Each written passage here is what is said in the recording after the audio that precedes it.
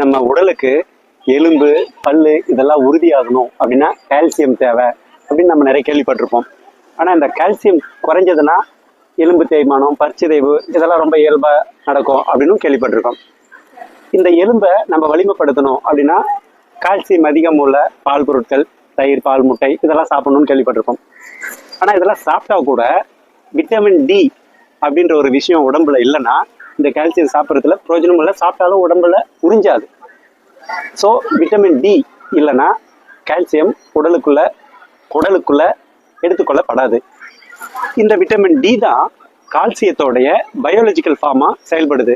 So இந்த vitamin D நம்ம எங்கேருந்து எடுக்கிறோம் அப்படின்னா சூரிய ஒளியிலிருந்து எடுக்கிறோம்.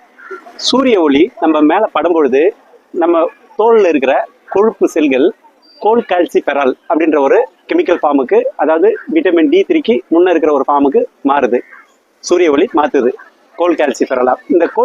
இந்த தோலில் இருக்கிற கொழுப்பு செல்களை கோல் கால்சிஃபெராலா மாற்றுற சூரிய ஒளி அதுக்கப்புறம் ரத்தங்கள் மூலமா கல்லீரலுக்கு கொண்டு செல்லப்படுகிறது. எது? இந்த கோல் கால்சிஃபெரால். அங்கே போய் ஒரு ஹைட்ராக்சிலேஷன் ப்ராசஸ் நடக்குது.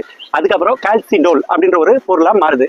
அந்த கால்சிடோல் கெமிக்கல் திரும்ப கல்லீரல் இருந்து ரத்தங்கள் மூலமா கிட்னிக்கு சிறுநீரகத்துக்கு கொண்டு செல்லப்படுகிறது. அங்கே போய் ஒரு ஹைட்ராக்சிலேஷன் ப்ராசஸ் நடந்து அதுக்கப்புறம் கால்சிட்ரையோல் அப்படின்ற ஒரு ஃபார்முக்கு மாறுது.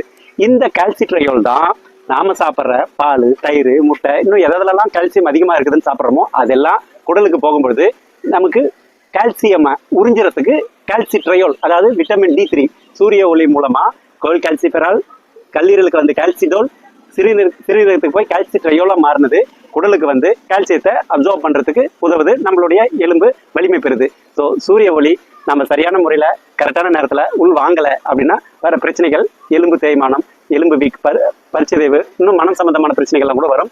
இது சம்பந்தமான முழுமையான தகவல்களை கீழே இருக்கிற வீடியோவில் கொடுத்துருக்கிறேன், பார்த்து பயன்படுங்க.